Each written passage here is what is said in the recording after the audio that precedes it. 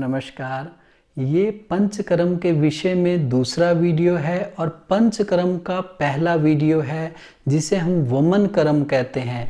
इस वीडियो में मैं आपको वमन कर्म के बारे में बताऊंगा। वमन कर्म किन लोगों को करवाना पड़ता है, किन बीमारियों में करवाना पड़ता है, इस वीडियो में किन बीमारियों में नहीं करवाना चाहिए, मैं आपको सारा विस्तार से बताऊंगा। सबसे पहले मैं आपको ये बताता हूँ वमन कर्म क्या होता है। वमन कर्म ये होता है कि मान लीजिए कि आपके गले से लेके आमाशय तक अगर कोई बीमारी उत्पन्न हो रही है, उस बीमारी का कारण चाहे कफ आदि दोष के कारण वो बीमारी उत्पन्न हो रही है, चाहे वो किसी बैक्टीरिया, वायरस या फंगस के कारण हो रही है, चाहे वो किसी तरह के सूजन इन्फेक्शन के कारण उत्पन्न हो रही है जिसे हम संक्रमण कहते हैं, और चाहे वो अंदर किसी तरह गांठ उत्पन्न हो रही है या चाहे खून की खराबी के कारण उत्पन्न हो रही है, उसमें उसको विशेष जड़ी बूटियों से काढ़ा या तेल या घी आदि को रोगी को पिलाया जाता है मुख मार्ग से, और कुछ ही समय में फिर वमन का वेग बनता है। वमन को उल्टी कहा जाता है, उल्टी का प्रेशर बनता है और मुंह के द्वारा वो बीमारी बाहर आ जाती है। आपने देखा भी होगा जो छोटे बच्चे होते हैं ना, जब उनके गले में या फेफड़ों में बलगम जमा हो जाता है तो वो निकाल नहीं पाते हैं, तो वो क्या करते हैं, उल्टी कर देते हैं। जो भी दूध पीते हैं वो उल्टी कर देते हैं, उस उल्टी में क्या होता है, बलगम आ जाता है। इसी तरह कई लोगों को देखोगे जो यहाँ पे पित्त जमा हो जाता है जिसे एसिड बोलते हैं, तो एसिड में उनको यहाँ जलन होती है और हम कहते हैं जी आप पानी में नमक डाल के और यहाँ गले तक पी लो, इतना पी लो कि आपके गले तक आ जाए। उसके बाद आप 3 उंगली मुंह में डाल के उल्टी कर लो। वो उल्टी करते हैं तो सारा पित्त जो पीला पीला है वो निकल जाता है और उनको बहुत शांति मिलती है। इसीलिए वमन कर्म करवाया जाता है ताकि पूरी तरह से रोग अंदर से मुंह के जरिए बाहर निकल जाए।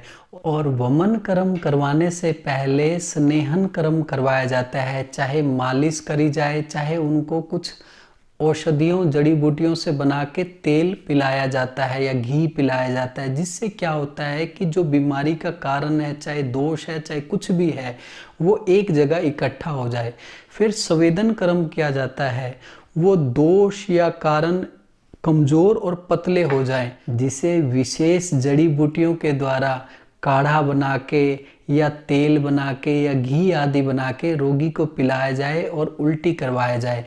तेल या औषधियाँ, काढ़ा या मान लीजिए घी आदि को बनाने में क्या क्या इस्तेमाल होता है जो वमन कर्म में फायदेमंद होता है, मैं अब वो बताता हूँ। मदन फल बहुत फायदेमंद होता है, हिज्जल का बीज जिसे समुंदर शोक बोलते हैं, कुटज की छाल, दंती मूल, इसके बाद आ जाता है कड़वी तोरी का रस, हरीठा सिकाकाई, ये सब चीजें या इनसे और भी बहुत ऐसी चीजें हैं, इनके द्वारा वमन कर्म की औषधियों को तैयार किया जाता है। इन जड़ी बूटियों, ये जरूरी नहीं है कि यही जड़ी बूटियां सब डालते हैं, मतलब ये सब जड़ी बूटियां मेन हैं, इनके साथ अलग अलग योग बनते हैं। जो मदन फल सबसे मेन आ जाता है वमन कर्म में, सबसे उच्च श्रेणी में इसको रखा जाता है कि वमन कर्म आसानी से हो जाता है। समुंदर शोक को सबसे आसानी से कहा जाता है कि ये दोष को, कारण को बड़ी आसानी से वमन कर्म से बाहर निकाल देता है और पूरी तरह से रोगी स्वस्थ हो जाता है। अब वमन कर्म किन लोगों के लिए फायदेमंद है मैं ये बताता हूँ। जिन लोगों को टॉन्सिल्स बढ़े हुए हैं या बार बार गले में इन्फेक्शन हो जाता है, या श्वास नली में जिनको सूजन या इन्फेक्शन है, या फेफड़ों में बहुत ज़्यादा बलगम जमा हुआ है, एलर्जी की शिकायत है, फेफड़ों में सूजन इन्फेक्शन की शिकायत है, आमाशय में दिक्कत है, पेन क्रियाज में दिक्कत है, या लीवर में या पित्त की थैली में किसी तरह का विकार उत्पन्न है, या पित्त की थैली में पथरी की शिकायत है, तो ऐसे में वमन कर्म करवाया जाता है। अब मैं आपको ये बताता हूँ कि किन लोगों को वमन कर्म नहीं करवाना चाहिए। जिन लोगों के गले में या आहार नली में या फेफड़ों में या आमाशय में कैंसर या अल्सर की जख्म की शिकायत है, ऐसे लोगों को वमन कर्म नहीं करवाना चाहिए। गर्भवती महिलाओं को या जो महिलाएं बच्चे को दूध पिलाती हैं, ऐसी महिलाओं को वमन कर्म नहीं करवाना चाहिए। जो हृदय रोग से परेशान है, ऐसे लोगों को भी वमन कर्म नहीं करवाना चाहिए। जो छोटे बच्चे हैं या बड़े बूढ़े लोगों को वमन कर्म नहीं करवाना चाहिए।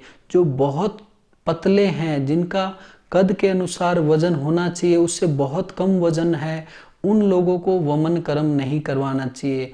अस्थमा से परेशान लोगों को वमन कर्म नहीं करवाना चाहिए, या जिन लोगों को फेफड़ों की टीबी की शिकायत है, ऐसे लोगों को वमन कर्म नुकसानदायक होता है। और आज के लिए इतना ही। अगली वीडियो में पंचकर्म में वमन कर्म के बाद का जो कर्म आता है विरेचन कर्म, उसके बारे में बताऊंगा। धन्यवाद।